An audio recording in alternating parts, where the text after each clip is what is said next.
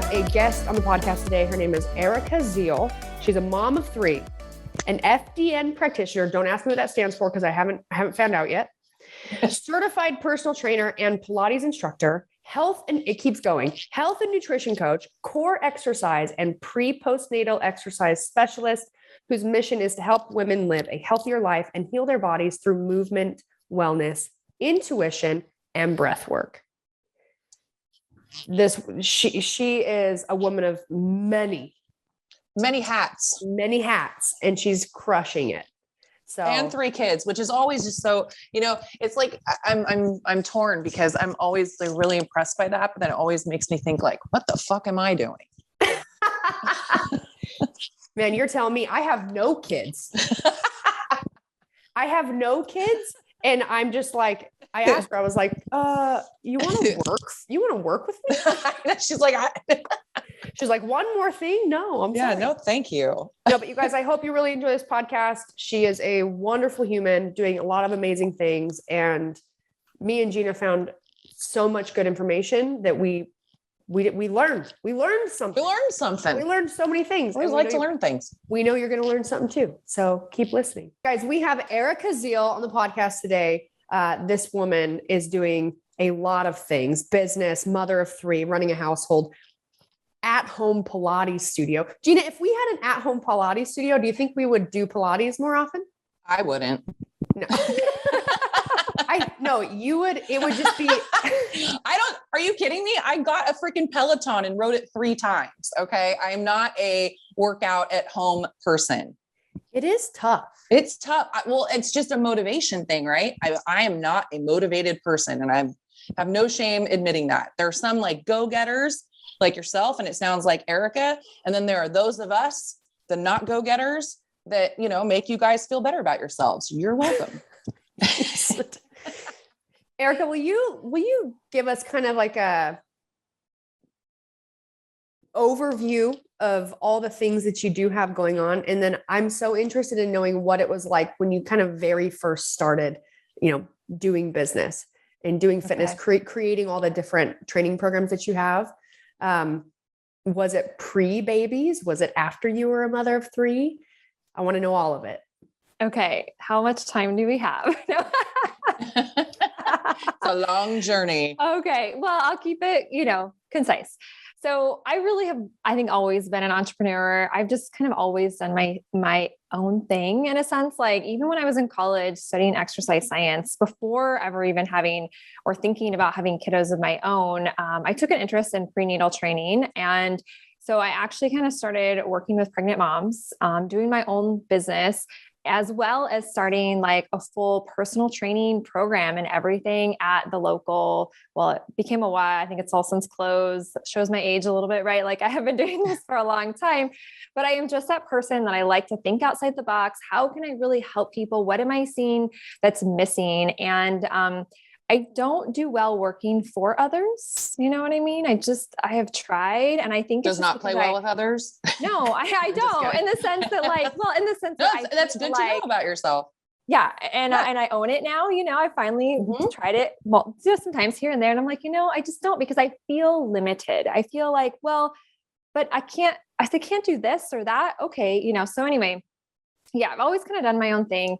And I moved out to Southern California after I graduated from Iowa State and I studied Pilates, which, made me fall in love with Pilates. I always say Pilates kind of saved me personally, because I dealt with cortisol issues and health issues when I was in my early 20s, late teens. And, so yeah, I always loved like kickboxing. So I was like, I wanted to teach kickboxing, and it was just one of those like meant to be things. My mentor at the time when I was at Iowa State, she was like, no, you really should teach Pilates. She's like, you're really good at it. Like, she kind of held my hand and helped teach me anyway. So it gave me this whole, Pilates was really new. Some people still don't even know what it is. Right. And so anyway, when I moved to Southern California, I was like, I dove in head first, did all the training. It was like basically a whole other degree.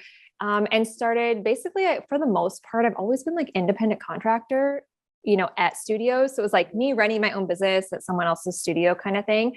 And then when I had my first, like I think the thing I've always loved about my profession is it's very flexible. So it's worked amazingly well as a mom. So I could be training clients, but I had a little flexibility. And I remember when my oldest was little, I just had her, I would actually put her in my little wrap and I would go to the studio that I would teach at for like 2 hours. I only do 2 hours at a time, but she would just sit there and just watch all the movement. And obviously my clients loved it because I'm like, oh, baby, you know, Right. like, Right. so it was always just, you know, so integrative. And I've always been that person where I think I was working on like, you know, nutritional programming and, you know, all that kind of stuff, for clients, because obviously there's more to life than just movement. But that's a big part of what I do. And when I actually was pregnant with my third, I saw a need. I was starting to get this itch to like do something even more than just train clients. And I saw that I was like, wow, what we're doing with women and how we're training their core and the prenatal DVDs that were out there at the time. Yes, I done DVDs again, like there, I know like obsolete now, but I did them. And I just saw, I was like, we were still teaching crunches to pregnant women. And I was like, no, that was like nails on a chalkboard to me. We cannot do that, you know? So I was like, okay, I'm going to film my own, you know, workout DVD. I had been on set like behind like the backup girl on some other workouts. So I was like, I could do this. I can kind of direct it. I knew what I wanted. And so I did it. And of course it's so funny because I look back at that, like now I literally like film in my house or outside with one, maybe two cameras. I have a good mic, but then it was like, we had this whole setup and you just like, don't need to do that anymore. Like a full studio. You know? Yeah. And so anyway, so it like started from one DVD and then I just like kept creating and I didn't have the best habits. I will be honest. When I was having my kiddos, so they're like, I had 3 babies within about 5 years. Like my oldest turned 5 2 weeks after my youngest was born, which is, it's like a good spacing, but still kind of close, you know? So you're like constantly sleep deprived. And I just remember because my husband was a fireman at the time. So he was gone a lot and I'd put the kids to bed and then I would go work because I was a night owl. And I would go work till midnight, 1, sometimes 2 a.m. I just had all this creative juice that I was like, I gotta just like create all this stuff. And sometimes I can't even explain. Like I look back sometimes and been like, people will be like, how did you do all this? I'm like, I don't know. I think I was very sleep deprived and like there was, you know, and I wrote a book and I just did all this stuff. And like I was actually insane during that period of time. Maybe, I don't know. Like an actual crazy person. Yes. So crazy. So I really was so sleep deprived. And it's kind of one of those things, you know, when in Jenna, you get this, right? Because when you're in that tired, like you kind of don't realize how tired you are because you're just going all the time. Well, it's like our children, right? When they're little, I don't know if you had any of these. Some kids are little angels and they just go right to bed, but my kids fought it. So, you know, they're like falling asleep and then just like fighting. And then, you know, trying to like fall asleep again and just trying to stay awake. I feel like that's exactly us. Yeah. I had my middle was my best sleeper. And then I tell my third, I'm like, I don't even remember. Like, I just don't even remember. You must not have been because I just so tired. But then I would see my problem was I would stay up because I was that person that was like, just so much stuff in my head. And I was like, if I don't get it out, I'm just going to lay in bed. But anyway, fast forward and finally had some major health stuff down the road and sleep was probably part of it. And I finally realized I was like, Erica, you cannot be a night owl. Like as much as that is who you are and that is who you've always been, it is really doing damage to your health. And so I had to really start checking myself. I bought an Oura ring because I was like, I want to see what's, you know, affecting my sleep and all these types of things. And so, you know, through all that, I think, gosh, that was only been like 2018 when I had a huge health crisis dealing with mold. That's horrible. But anyway, sleep was like a number one thing that I was like, you have to get a hold of your sleep. And so since then I have like calmed down on the, like, you cannot stay up late and work on projects. You have to get it into your day. Like, even if it means sometimes you're doing some work on the weekend. So I've learned a lot with having kids and balance is the word that comes to mind, but there really is no such thing as balance. It's this ebb and flow. Right. We're always ebbing and flowing and always having to work with, you know, right now, for example, I'm in the season of, we're finishing up gymnastics competitions where we travel all over. My daughter made varsity. We've got varsity track meets in awful weather. And, you know, and then my youngest sister has been doing competitive soccer and I'm just like, holy smoke. So it is that when you go through these phases, right, you just have to kind of take a step back and be like, okay, what's my priorities right now? And they can change in a month or two from now. But anyway, that's like, has been this whole, kind of ebb and flow of running a business, raising kiddos, trying to stay healthy. And, there's a season for each thing, and it's constantly evolving. Constantly. And as mothers, we just don't always get it right. Oh no. I say now, I'm like, oh my gosh, if I were to do, all over again, start over, not that I would want to, but Right. I'm like, and again, hindsight's 2020, right? And it's like, not that I did anything that was bad raising my kids, but I have, so much more as you get older, Right. So much more education, so much more just life experiences. And I'm like, oh, I would have done things a little different, not a lot different, but a little different. And again, but it's never too late. I feel like, it's never too late to work to evolve and change yourself. And then you're being a good role model for your kids. And my kids are right at that age where we're like entering the teen years. So they're very, very easily influenced and, so. Oh yeah. It's like a whole other world of problems. Yeah. Terrifying. Terrifying. So far, we've been good. So far, so good. Knock on wood, but I know. Brooke was talking about that little foot necklace, and I was like, well, it's not a joint. Hey, it's not. Been there with my kids. Hey, there's joints laying around the house. Hey, they're feet, and it's not like they're dicks. Yeah. Okay. Anyway, back to. And it literally, just the idea of having a teen scares the living shit out of me. Probably mostly because of, very closely observing Gina's youngest kind of go through those years. Brooke and I became friends when Ruby was just like hitting 12, 12, 13. And she is definitely the youngest and definitely my sassiest. And there were times when Brooke would just look at me like, you get so used to being abused. For real. You just get so used to it that it's like, kind of like, okay, like I'm going to pick my battles. It can't be every single one, it can't be every single eye roll or It'd be anything like that. And Brooke would just be like, oh my God. I'm like, I know. Yeah. I'm so you do tired. have to pick your battles. Yes. No, it'd be like this. Something like Ruby would, she'd act out. And I'd be like, and I'd look at Gina and be like, you gonna let her talk to you like that?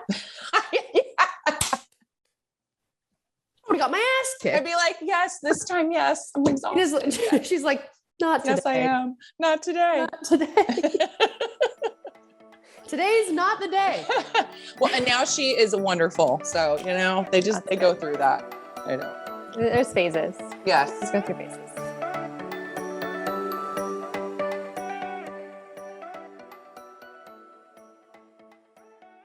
Food that's fast doesn't have to be fast food. Freshly offers quality meals without the hard work. Their meals are designed by nutritionists, cooked by chefs, and then delivered fresh. You guys, this is an incredible option.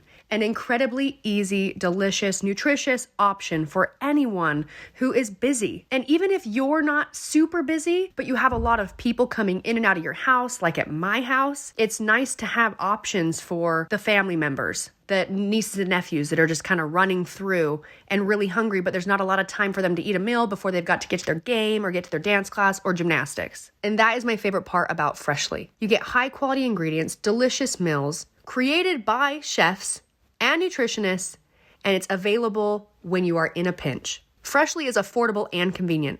Skip the grocery shopping and dirty dishes. Your meals arrive cooked and fresh every week. New meals are also added weekly, so you're never stuck eating the same thing over and over. Stop stressing about dinner. Right now, Freshly is offering our listeners $125 off your first 5 orders when you go to freshly.com/reps. That's $125 off at freshly.com/reps.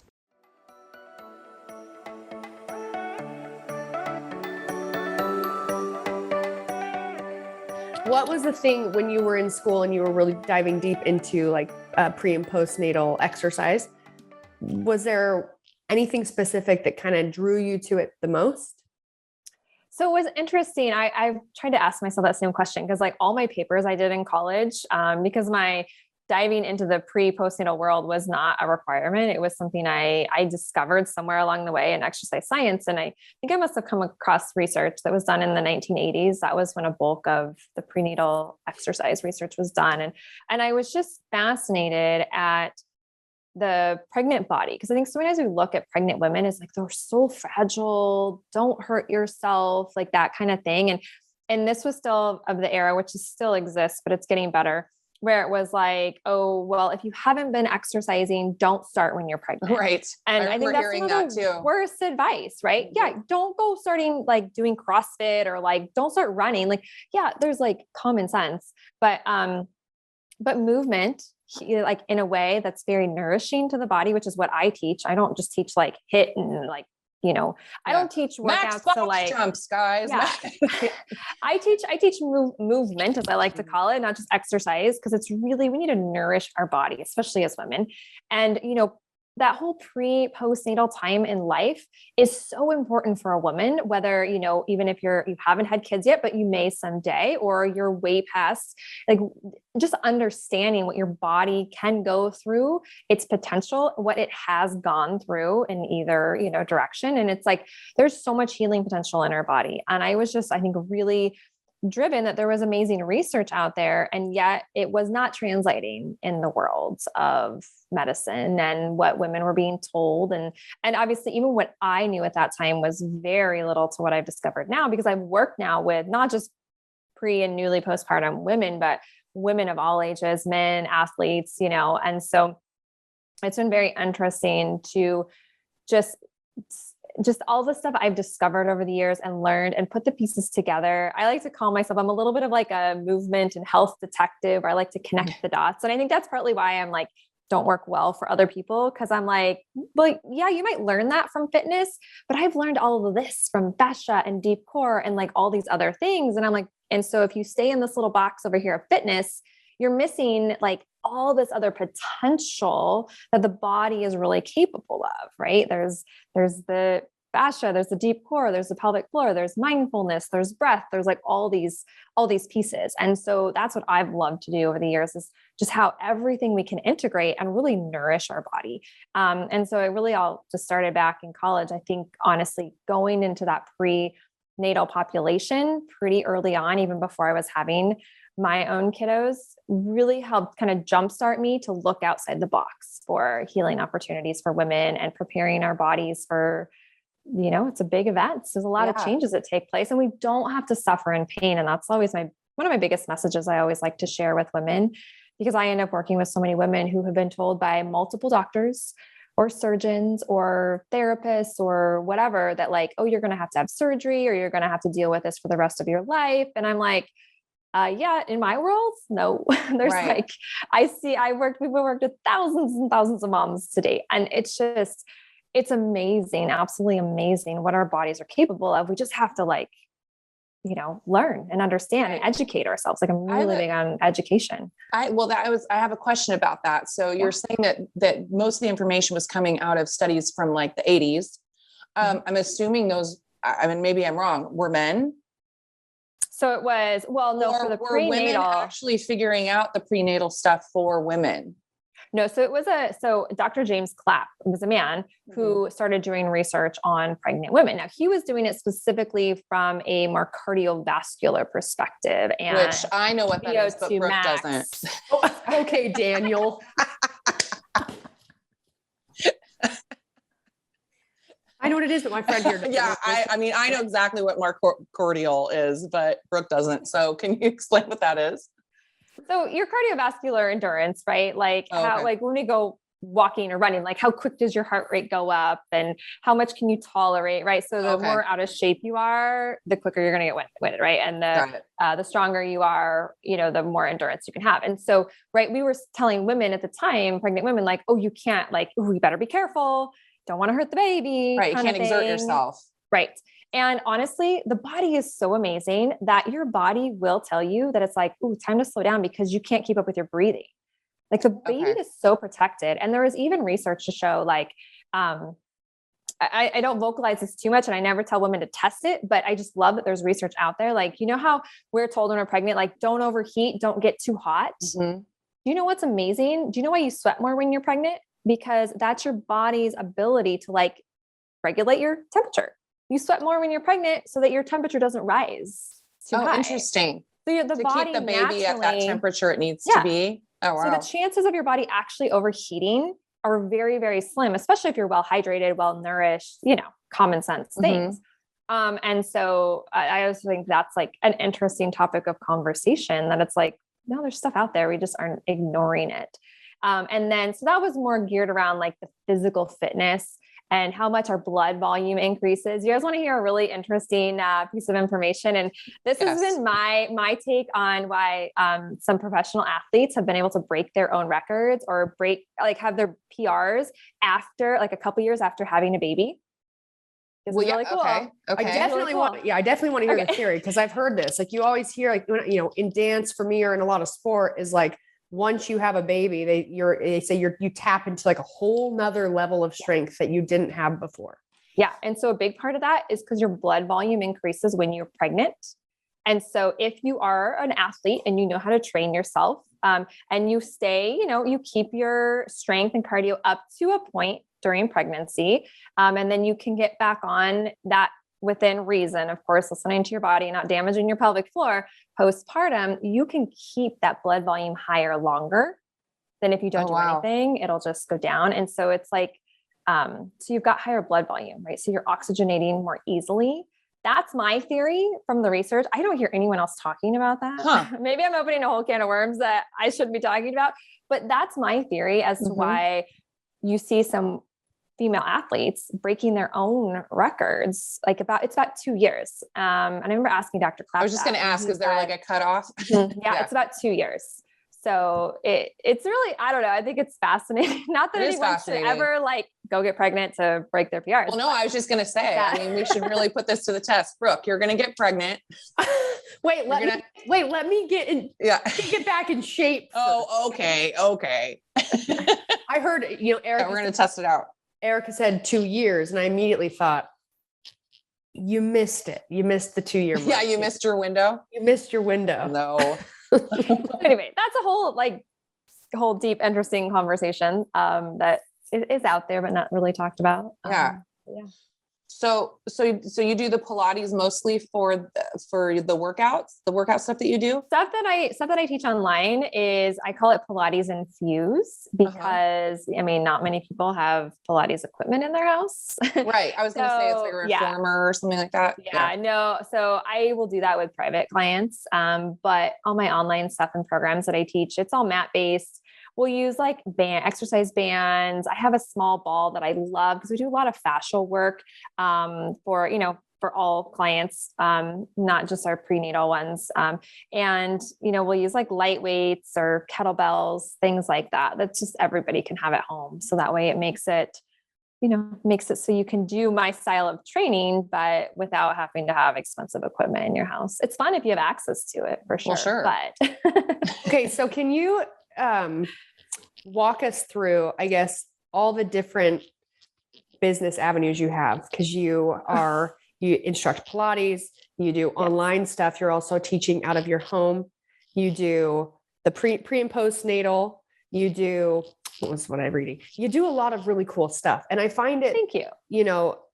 One, incredible for someone that's in fitness, teaching, and able to keep the amount of focus that you need on each of those, projects. I might have a problem, Brooke. I don't know.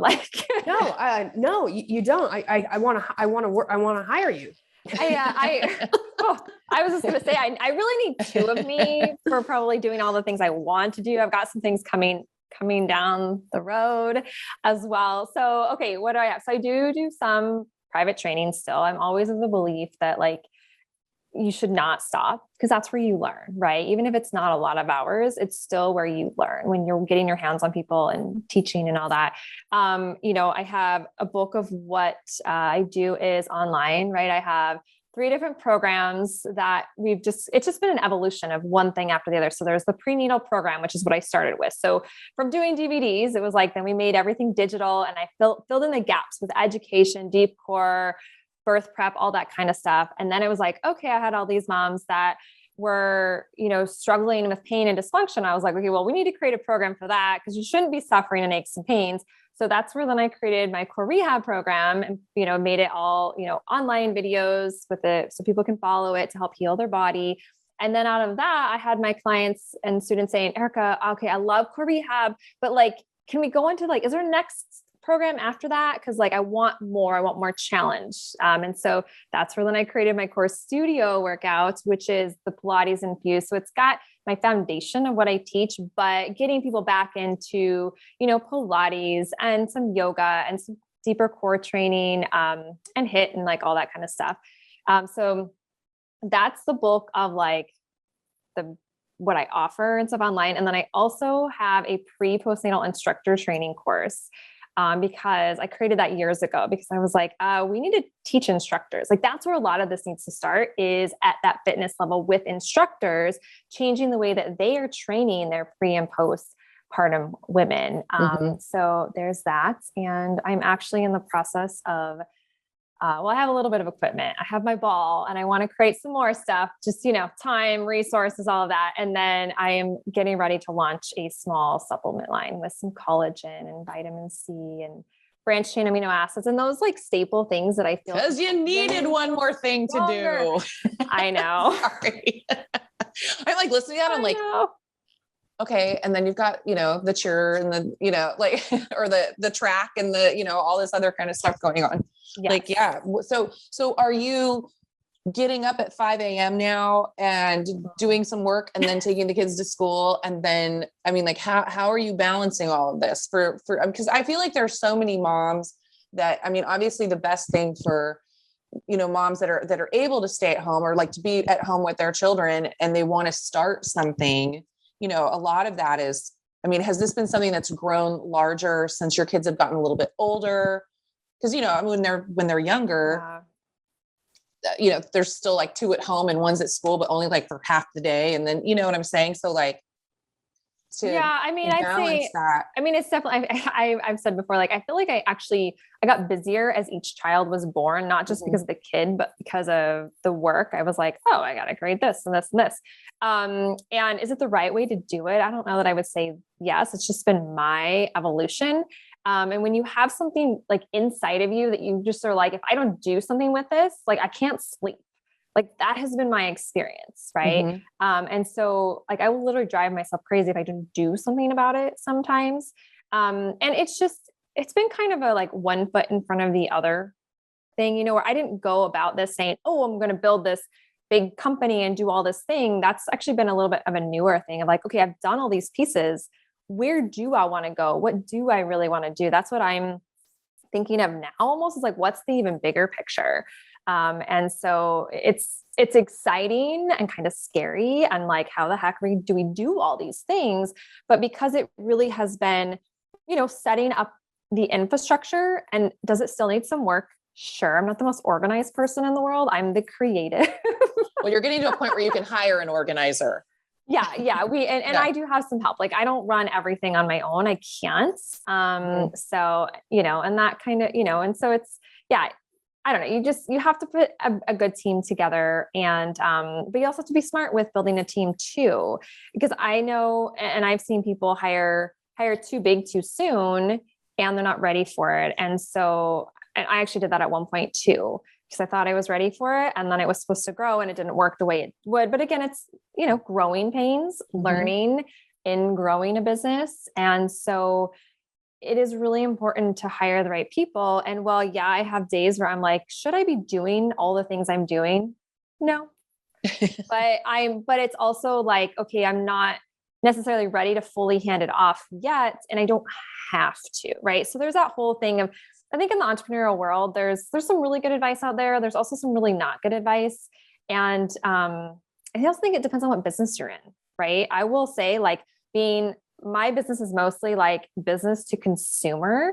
And so sometimes it's a different, from a sales perspective, it's a little bit different because if people are selling business to business, then that other business owner is thinking, oh, what's my return on investment? It's almost an easier sell, right? Than a consumer. I'm always working on my women and my moms and like, okay, well, this is investing in you. And so many women don't value themselves enough to one, spend money on themselves, but to actually take the time. And what I teach is not a quick fix. Like there's some things that will give people like, you know, a quick, like, oh my gosh, my back feels better within a day or two, or, you know, sometimes we've had women who've had back pain for over a decade and in 3 months it's like gone. And I'm like, that just is so freaking amazing. And I love that.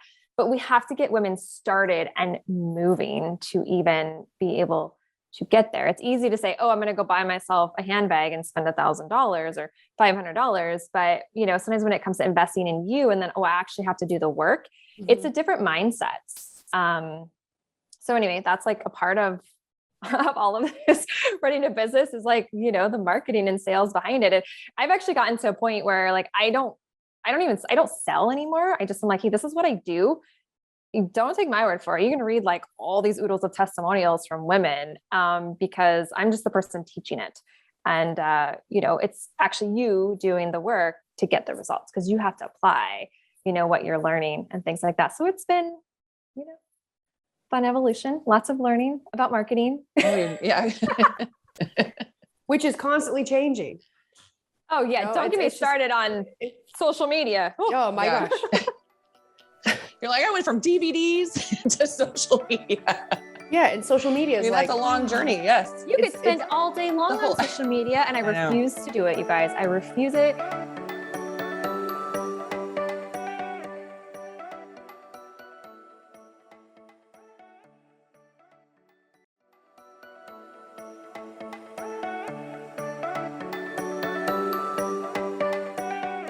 I actually do. I'll share what I do. This maybe help some women or moms or entrepreneurs listening is I have learned if you actually spend more time living in the space and the visualization of what you do want, like visualizing women who need you or whoever your people are, right? Visualizing them finding you. I'm always like, trolls, don't come to my world. Like if you're not ready for me, you can just scoot on by and not find any of my stuff. And I'm like, if you need me, I'm here. I'm here when women are ready to change their life and stop living in pain. And when I started really embracing that attitude, then I'll tell you, the trolls stopped. It was the coolest thing. Cause I think this started like, gosh, when my stuff started getting bigger, I think it was like 2017, 2018. And when you start getting more exposure, like you're bound to get like some crappy comments. And I'll tell you, when they first happened, they would just destroy me.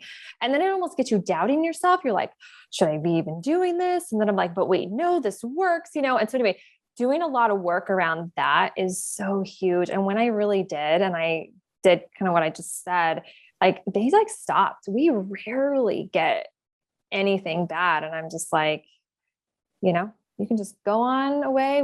I don't need you because you're not ready for this. And, you know, if someone's not ready for change, you can't change someone, you know what I mean? No. So yeah, there's a lot of them out there.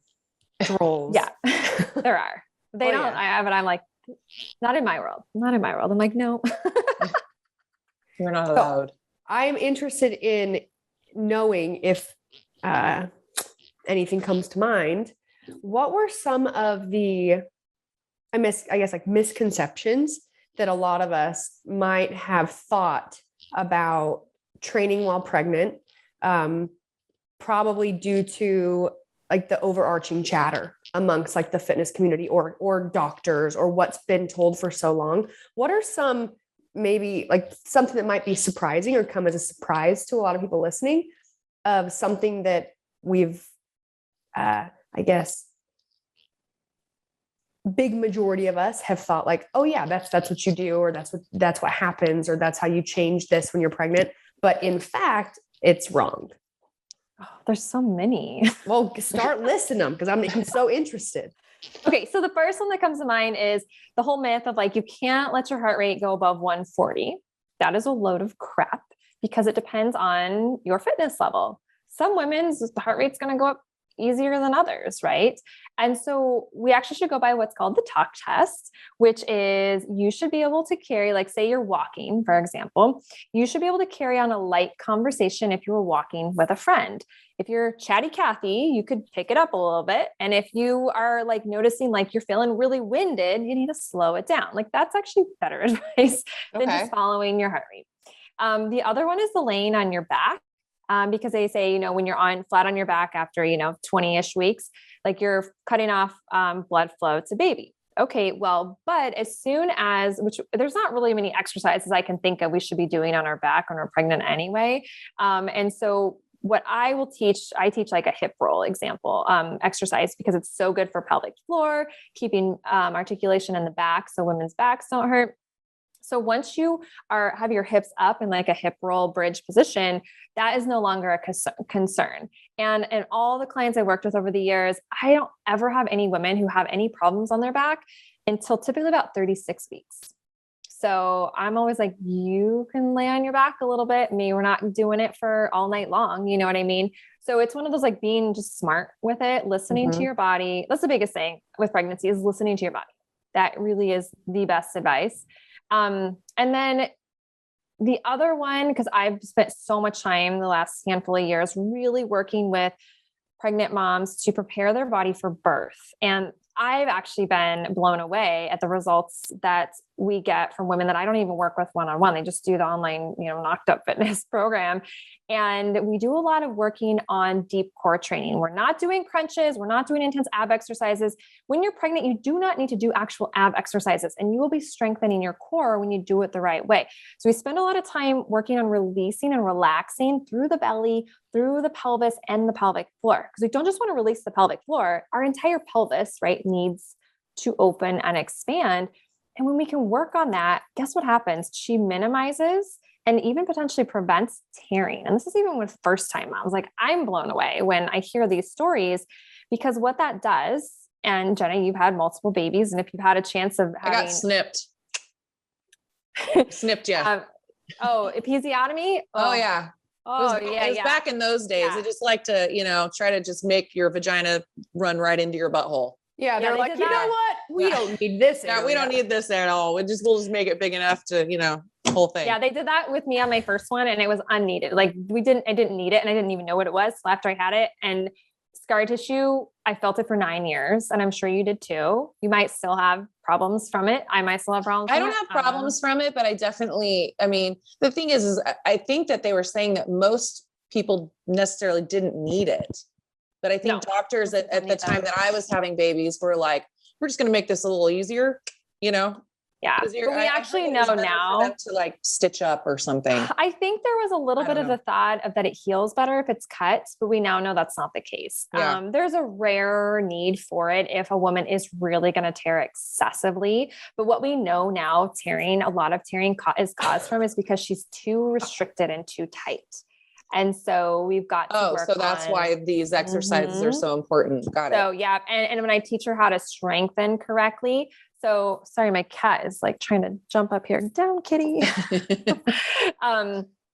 So we do a lot because we've actually discovered over the years, again, whether this was with pregnancy or even in core rehab, a lot of conversation around relaxing our pelvic floor because we've discovered, and I've had many conversations with amazing pelvic floor physical therapists that are in the fascial world and discovering that, we're actually getting more tearing, more injury of the pelvic floor because more severe tearing, right?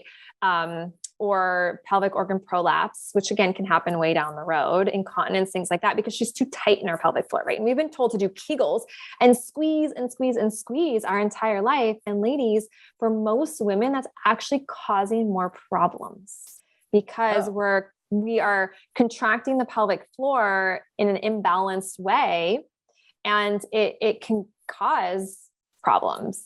So when I always teach women about pelvic floor, we talk not just about like a Kegel, for instance. I'll give this example. Like a lot of women think that their pelvic floor is like the size of a quarter when it's actually like, I always hold my fingers up more like the size of a diamond at the base of our pelvis because it runs from our pubic bone to our sits bones, those bony parts, and then all the way back underneath our tailbone. And if you just do Kegels, you're mainly working the fronts, maybe the middle, and you're never getting the back. And most people squeeze their butt, their glutes to like activate their pelvic floor. And I will tell you, we have a pregnant mom that tucks her butt, squeezes her glutes, and she's gonna have a harder time birthing that baby. Oh yeah. And activating her pelvic floor because she's cheating because she's tight. And so so much tightness and so much restriction, and we don't just release. That's why I teach with the small ball. We do a lot of fascial work, and it's not just about deep stretching and things like that. It's actually using breath, using some movement, getting into more of our fascial system instead of just our muscular system from a movement. And it just like changes the game for making you stronger, but it gives you more like pliability. So you can lengthen more easily and open up. And then the cool thing is we see our moms postpartum recovery is so much easier when she does the work during pregnancy. And I would notice that whenever I work with women one-on-one, that if I worked with her during pregnancy, like her core within a couple of weeks is starting to wake back up and she's getting back into her movement so much quicker than a woman who didn't. And now we've got to start from scratch and wake her core up. And the cool thing too about pregnancy is women have that tactile feedback of having a baby inside her belly. So she feels things differently than she's ever going to feel in another time in her life. So I always tell women, I'm like, because when I get pregnant moms that are like, oh, well, I'm just going to wait till I'm done having babies to get my body back. I'm like, no. Oh, it won't come back necessarily. No, you need to be doing stuff now while That's you're pregnant. Very bad idea. Between babies. Oh, I hear it all the time. Between babies, especially. And I don't know. It's just, there's so much possibilities. And I know I kind of got off and you were asking me about the, oh, that's fine. That's fine. The other one I wanted to mention was the postpartum, right? The waiting 6 weeks thing, like drives me bonkers. Like, yes, I wholeheartely agree. And I'm always like, listen to your doctor, right? We should not be going back to the gym. We shouldn't be running. We shouldn't be lifting heavy weights, doing exercise, till we've rehabilitated our body, really, right? So that's 6 weeks, but not doing anything in those first 6 weeks, you're going to lose a lot of strength, right? Because we lose, regardless of pregnancy or not, or man or woman, right? You lose your strength twice as fast as you gain it. So if you've done and worked on continuing working out, done all your deep core stuff while you're pregnant, and then you do nothing for 6 weeks, you lose so much strength. So I always encourage my moms, like, as soon as you can, we're doing breath work. We're doing really gentle movement. Like, it's not working out. We're not exercising. We're talking about like movement, right? That's why I approach things as movement. We're doing healing movement. We're paying attention a little bit to our posture. And it's not like, it doesn't consume you. It just becomes part of your life. I'm like, you're always moving. And most moms who are having babies already have another toddler or someone they're chasing around too. And so there's all these components of movement in our life that we don't really think about. Oh, we could be doing them better. We could be breathing better. We could be holding ourselves better. We can wake up that pelvic floor, deep core soon after having baby in a really easy, gentle way that's not causing harm. But what happens to most women, because they're not told, because their doctor says, okay, you go to your 6-week checkup. Oh, everything looks good. You can get back to normal life. And women go back to their pre-pregnancy exercise too soon and cause a lot of damage. Cause diastasis recti, cause pelvic organ prolapse, cause back pain, because at 6 weeks postpartum, I hate to break it to women, but your relaxin, the relaxin that causes the laxicity through your ligaments is not out of your body till closer to 6 months. So women who start to go, I've heard this so many horror stories from pelvic floor physical therapists that work with young moms, even like 20s, 30s, having, major pelvic organ prolapse because they went back to their intense exercise too soon. And it's like, so what you're saying is they're going from like nothing. And then they're like, okay, 6 weeks is up. I'm, jumping back into classes and stuff. Yeah. Right? I'm going to go for a run. Right. Yeah. Oh, wow. Yeah. And so my whole thought process, what I work with my women is I'm like, okay, if we would just slow down a little bit, take our time to rehabilitate our body, which is what core rehab is designed for. Mm-hmm. And then as she's getting stronger, relaxin is getting less in her body. And even if you're way past, even if you're like, oh, Erica, it's been 3 years or 10 years, I haven't done anything, it's the same idea. We still got to start from a foundation, build our strength up, and then we can gradually start to increase. Because my goal for women is that she can do the activities in life that she loves, right? Because so many women, and they're getting younger and younger, where they're like, man, I've had to stop doing this, or this, because I'm either peeing my pants or my back hurt or my knees or my neck or whatever it is, like insert any sort of dysfunction. And across the board, I say it's all either preventable and we can heal it. I mean, there's outliers, of course, if someone's been in a severe accident or things like that, but even that, I'm proven wrong all the time. Yeah. What does, I guess some of the, when I hear like pelvic floor exercises, and I have a really good friend actually who had to work with, I don't know if she still is, but she had overactive pelvic floor. Yeah, So that's not uncommon. And, you know, so she was so tightly wound down there that it would cause her a lot of discomfort. I mean, I had times when I was competing when, you know, I was around I think it would even happen when I wasn't on my period, but when I was having a lot of cramps, certain exercises, like in the middle of a workout, by the end of it, I would be so tied up in my, you know, pelvic floor, I guess, just with the most gnarly cramping, like everything was like, it's almost like I couldn't get it to relax. I'd, you know, be in the bathroom in the fetal on the floor, just like just like rocking, like waiting for it to pass. And that didn't happen all the time, but it definitely happened when I was in the middle of like menstruating and having a lot of cramps. Certain workouts, certain movements would kind of ignite that sort of reaction. I don't have that problem anymore. So. That's good. Oh, that's not fun. No. When I hear pelvic floor exercises, like there are certain things, because I grew up, I danced into college. We did a lot of, we did a lot of Pilates and floor and a lot of things like that. So I definitely know the feeling of what I can imagine it'd be like to sort of try and release or lift or strengthen that area. But can you give us can you describe that? You know, what are in the best way that you possibly can to try and describe like some of the exercises, or like what are the ways to target the pelvic floor? Yeah. So because so many women are tight, especially if you have a history of being an athlete, working out, dancers, gymnasts, especially because you're taught so much about drawing the pelvis underneath.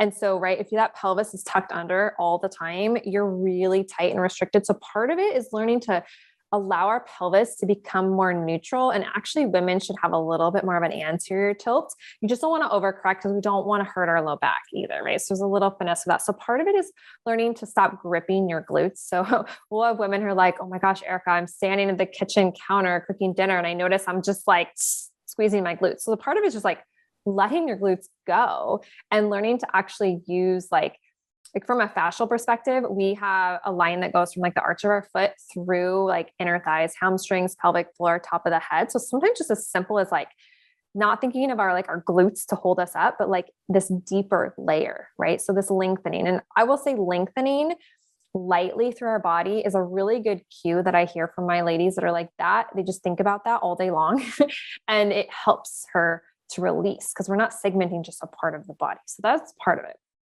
The other thing is honestly, just spending some time with your breath, visualizing, like relaxing, not just your pelvic floor, but like between the hip bones, right? Because we know that tightness in the hips, the inner thighs, the hamstrings, the quads, all that can affect up into the pelvic floor. So it's like, it's a chicken and egg thing. Is it the pelvic floor that's causing the inner line to be tight through our leg? Or is it the inner line tightness that's causing our pelvic floor to be tight? So it's not always about the pelvic floor. Like the pelvic floor, yes, it functions on its own to a degree, but like for the body, everything's connected. So what's going on with our legs and through our pelvis as a whole really can affect our pelvic floor.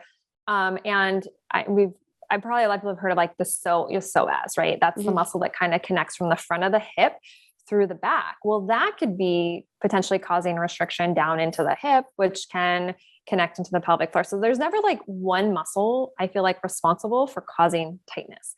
But a move that I like for my ladies to do, there's two. One is where you just lay on your back you bend your knees, feet are flat, like a crunch type position, but you're not doing crunches. And we just gently rock the pelvis back and forth. And you just try to do it with your breath and not your glutes and hamstrings. Because what women will first notice, especially when they start core rehab, they're like, oh, I just squeeze my glutes and move my pelvis. So that's a good move to start to teach your brain. A lot of what I end up doing, ladies, is like, we're brain training to retrain our body, what it actually should be doing. So when we're rocking that pelvis back and forth, and you can do it seated, it's just easier when you're not sitting and pushing down on the pelvis. And just noticing like, oh gosh, as I go to tilt my pelvis to try to activate my pelvic floor lightly, am I squeezing my glutes? And when I go to arch, right, am I pulling into my back? Do I get any back pain? We want to stay out of pain. So sometimes women have to barely move their pelvis to try to find that deep connection. And then as they find it and they get stronger in the deeper layers, we can increase ranges of motion. And a big tip that works well is because we've been taught to squeeze and grip so much that I like to use like a percentage. So many times I'm telling my ladies, like, we have to activate our pelvic floor, deep core, like 50%. Like, okay, you're doing those pelvic tilts and you notice you're really squeezing. Now do it 50% of that. And so in the beginning, most people will be like, but I feel like I'm doing nothing. Okay, well, that actually can be a start in the right direction because we have to get out of those grippy patterns. Another move that can be good is think like child's pose position, right? Everyone knows what that is. But instead of your butt tucked, I do what's called an arch and round. It's like a froggy position. So your butt's up in the air. And so when we lift the pelvis up and we're trying to like pull up from the sits bones, we can start to spread through the hips and the pelvic floor. And that one can feel really good. It's also a really good prenatal one too. I teach a lot of that one for my moms preparing for birth because we want to do a lot of that releasing, but that can be good too, especially if women have any prolapse or anything, just to feel like your pelvic floor pulling up into your body and taking that weight off of it. And kind of doing that same thing of like, can I actually find my pelvic floor or am I noticing I'm using my glutes all the time? So just getting out of those grippy glutes is like getting people in a step in the right direction to actually activating her pelvic floor correctly. Did that just go over everyone's head? No. Okay, good. No, I was Visualizing. No, go ahead. I was just like visualizing. I know. I was too. I'm like literally sitting on the chair, like kind of like going like, yeah. I was know, visualizing like the, I love it. I was visualizing sort of, the child's pose, but more like hips up and I'm going to be honest with you. It felt good. Yeah. So when we get out, good thinking about it. Yeah. Yeah. I feel like is it like what do those people do when they do like the sun gazing with their butthole? You sun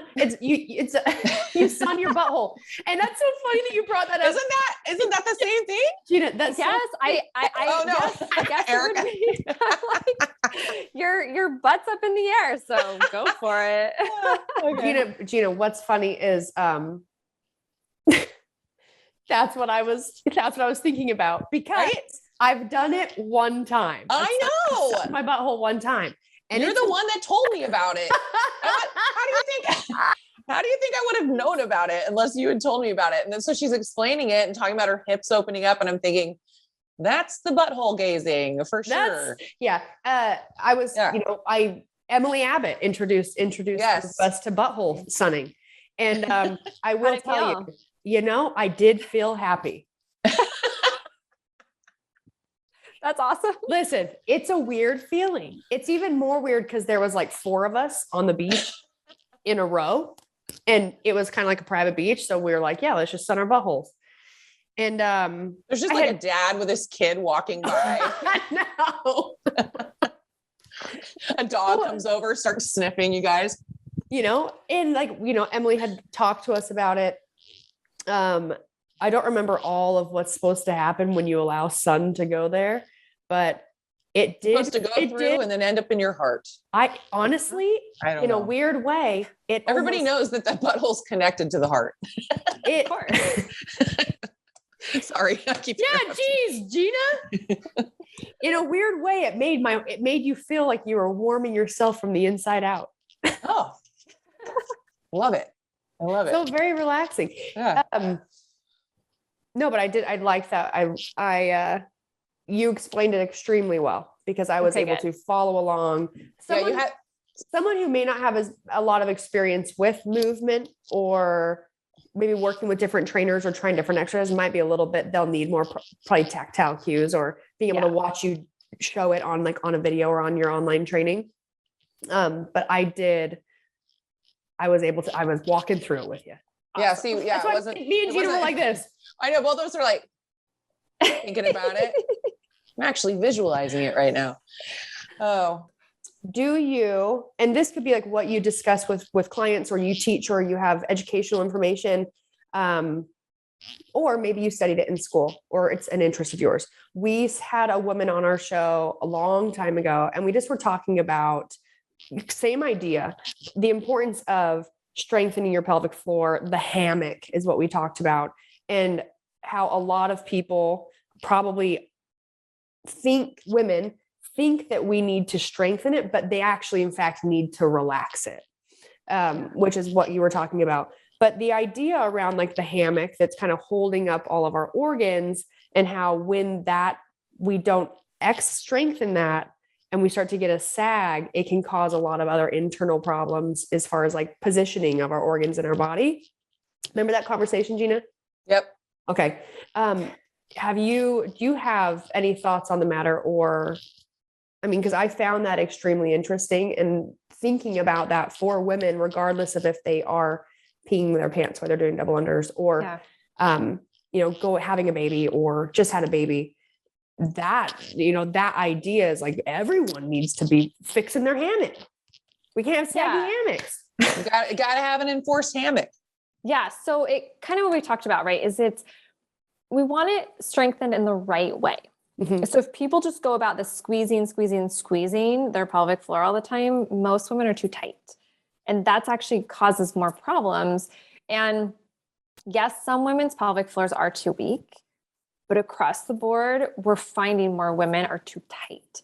So that's where like I teach women, yes, we want to release. We also want to strengthen, but we have to strengthen the right way. So like when I teach it, it's about addressing the pelvic floor within the deep core. So we know now from research that to optimally, which is I'm all about optimally doing things, to optimally strengthen your pelvic floor, you're not just going to strengthen your pelvic floor. It's like strengthening your entire deep core capsule, which involves your breath. It involves the layers of fascia in the abdominal wall, the layers of fascia along your spine, and fascia goes all around your organs.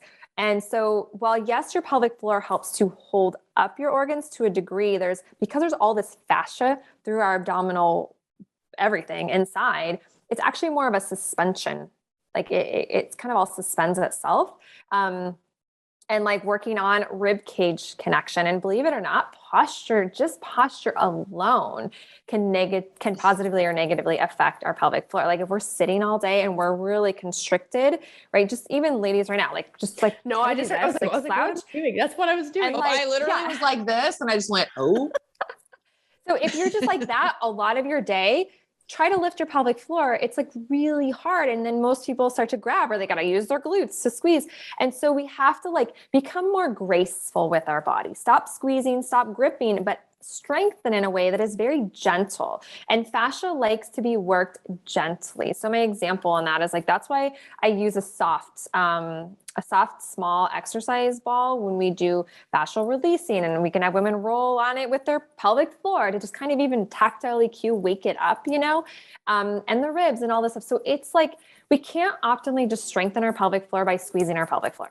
We actually know now that can cause more dysfunction. So it's addressing the entire body, including, like I mentioned too, right? Our pelvic floor can be tight because of our hips being tight, our inner line being tight. So that's why like in core rehab, for example, I address the whole body. We actually start with posture.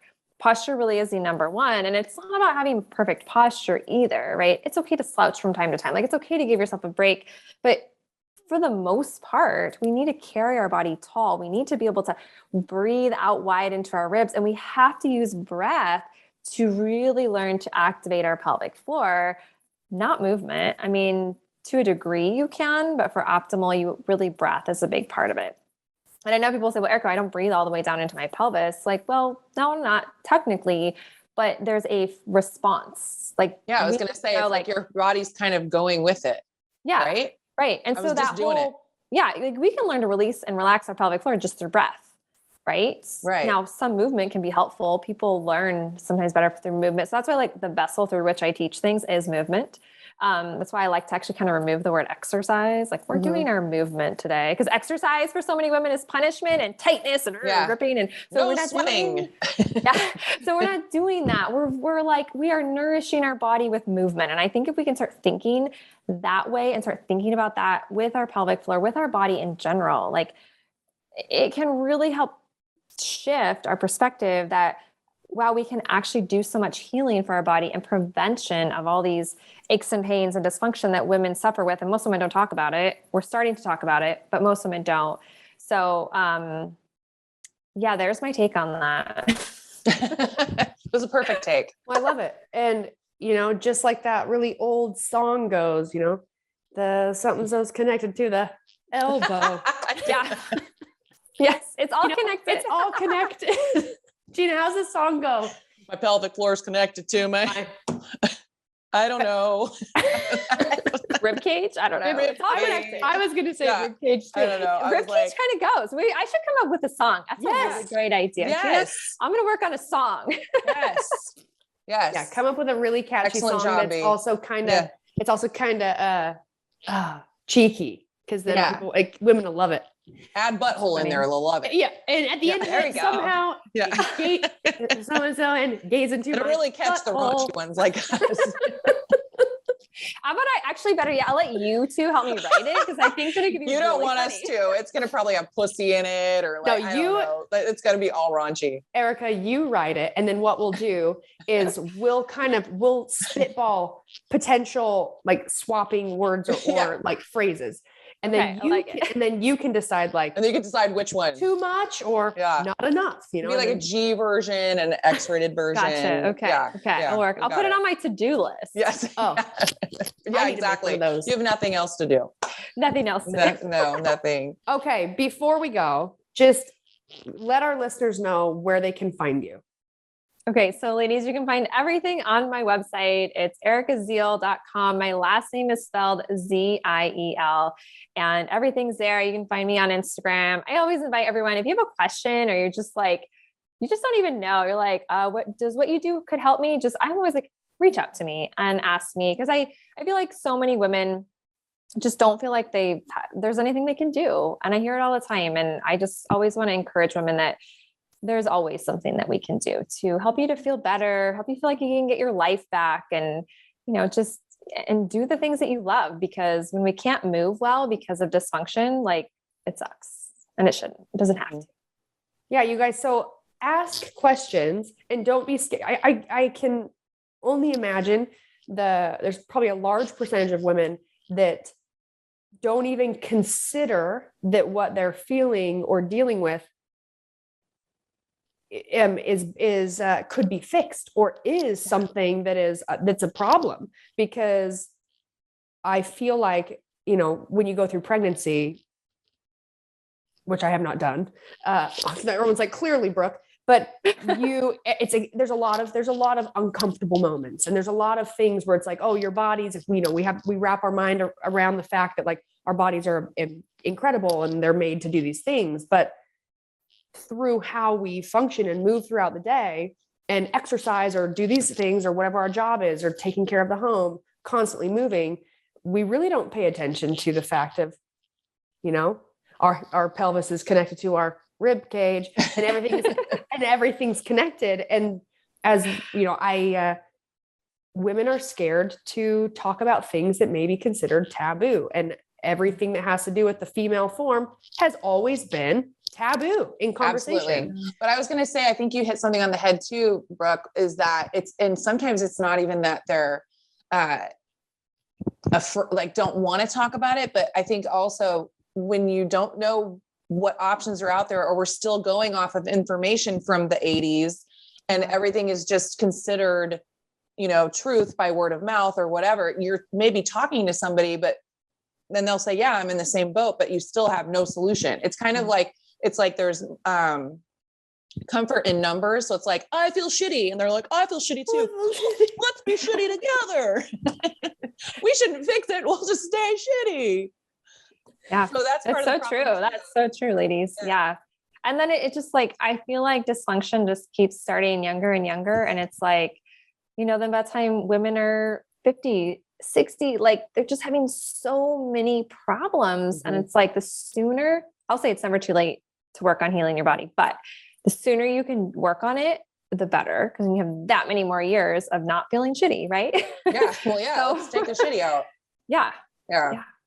All right, guys. Well, make sure you check out Erica Zeal, Ziel.com for all of your questions. Find her on Instagram. And, I'm going to check out, I'm going to go to your website. Oh, thanks, Brooke. Yeah. Well, I'm not pregnant. And I was going to say, are you expecting? Oh, April Fool. No, but you can learn about prevention. That's what I mean. That's what I mean. Because a lot of the things that you were talking about, like not the myths, but what the actual truth is, I'm definitely feel like I've been on the same page as that, which is pretty comforting for me working in the industry of like health and fitness and working with women and people of all ages.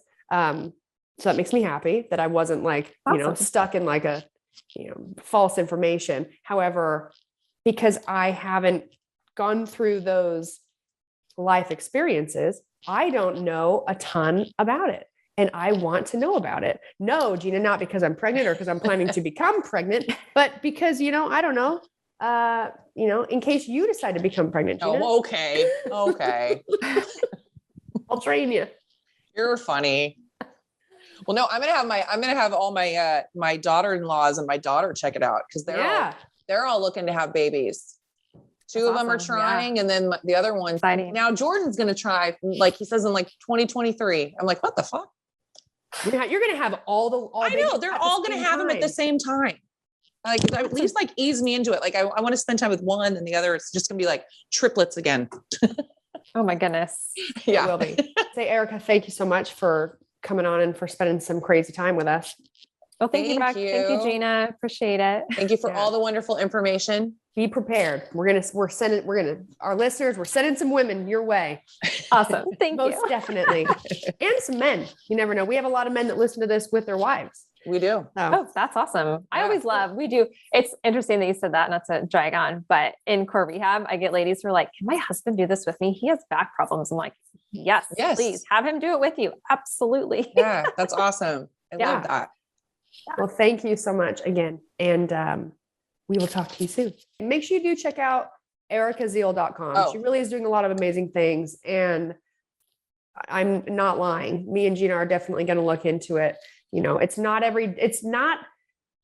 the idea of like pelvic floor breath work. I mean, a lot of people are doing breath work and meditation and mindfulness and, all of these things, but,